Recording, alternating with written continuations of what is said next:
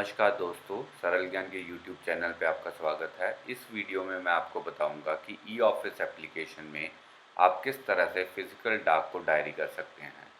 Video के अंत में आपको कुछ टिप्स भी दूंगा, तो अंत तक वीडियो जरूर देखिए। फिजिकल डाक को सीआईयू में लगे अधिकारी या किसी ब्रांच में लगे अधिकारी डायरी कर सकते हैं।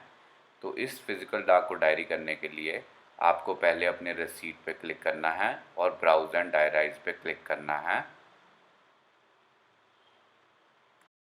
सबसे पहले आपको फिजिकल डाक को ग्रे स्केल में 100 से 200 डीपीआई पे स्कैन कर लेना है और आपको इस बात का ध्यान रखना है कि उसका साइज़ 20 एमबी से कम रहे।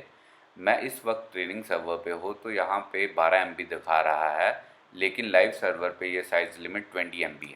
तो आपकी फ़ाइल का साइज़ 20 एमबी से कम होना चाहिए और वो पीडीएफ फॉर्मेट में होना चाहिए, क्योंकि आप सिर्फ पीडीएफ फाइल को ही डायरी कर सकते हैं। उसके बाद ये आप अपलोड फाइल पे क्लिक कीजिए तो आपके पास ये फ़ोल्डर खुल जाएगा। तो आपने जहाँ पर भी वो अपनी पीडीएफ फाइल सेव की है उस फोल्डर में जाके उसको क्लिक कर दीजिए।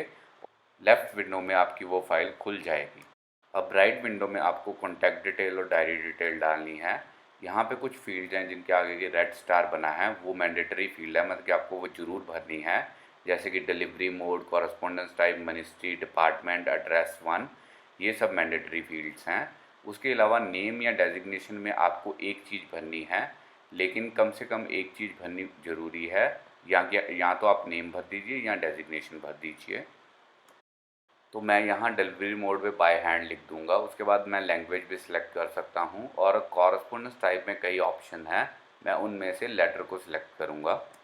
उसके बाद अगर ये चिट्ठी आपको रजिस्ट्री या स्पीड पोस्ट से आई है तो आप उसका नंबर मोड नंबर में लिख सकते हैं, लेटर रेफरेंस नंबर लिख सकते हैं, फाइल नंबर लिख सकते हैं और यहाँ पे आप रिसीव डेट भी लिख सकते हैं। जैसे कि अगर आपको कोई लेटर शाम को मिलती है और आप उसे अगले दिन डायरी कर रहे हैं तो आप इस पर पिछली तारीख डाल सकते हैं।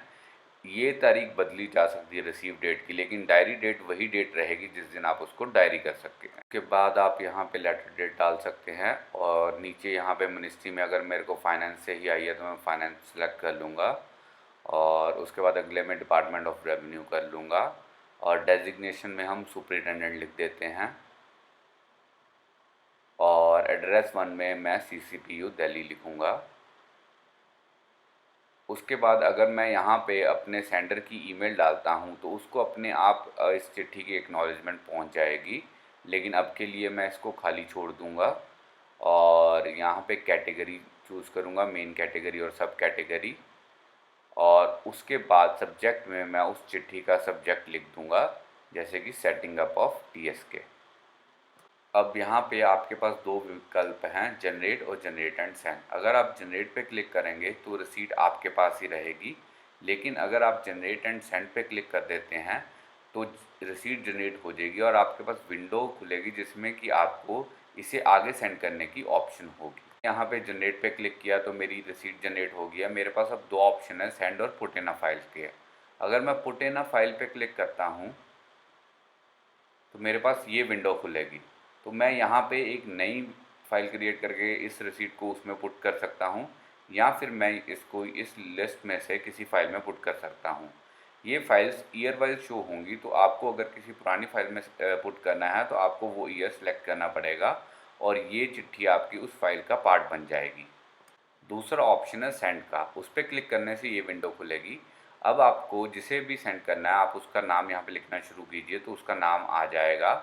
अगर आपको इससे एक से ज़्यादा पे करनी है तो सीसी में आप दूसरे पर्सन का नाम लिख सकते हैं और फिर तीसरे का लिखने से पहले आपको वहाँ पे सेमीकोलन डालना पड़ेगा और तीसरे आदमी को सिलेक्ट करना पड़ेगा।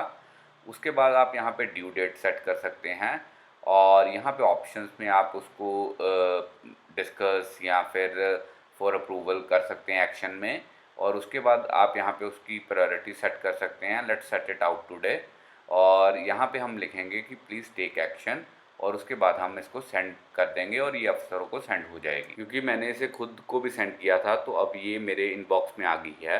अब मैं इसको यहाँ से फाइल में पुट कर सकता हूँ या फिर किसी भी अधिकारी को सेंड कर सकता हूँ, चाहे मैं अपने ब्रांच के किसी इंस्पेक्टर को सेंड कर दूँ या फिर किसी उच्च अधिकारी को सेंड कर दूँ।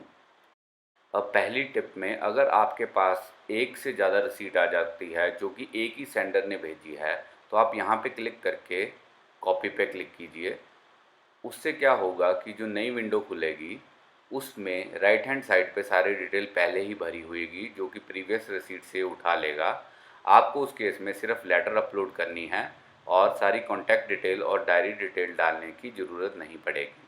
अब दूसरी टिप में आप मान लीजिए कि आपके पास कोई लेटर रिसीट हुई, आपने उसको डायरी करके किसी अधिकारी को सेंड कर दिया और अब आपको लगता है कि आपको किसी और अधिकारी को भी वो सेंड करनी है, तो उसके लिए आपको अपना सेंड बॉक्स खोलना होगा और वो वाली रिसीट जो आपने सेंड कर दी है वो यहाँ पे शो करेगी। आप उस पर क्लिक कर लीजिए और सेंड पे क्लिक कर दीजिए। अब आप जिस भी अधिकारी को दोबारा ये भेजना चाहते हैं, आप उसका नाम यहाँ पे लिख के उसको सिलेक्ट कर लीजिए और सेंड पे दबा दीजिए। और अब आप अपने सेंड बॉक्स में देखेंगे कि ये receipt number same receipt number के साथ उसको सेंड हुई है, पर साथ में ब्रैकेट में न्यूमेरिकल 1 आ गया है।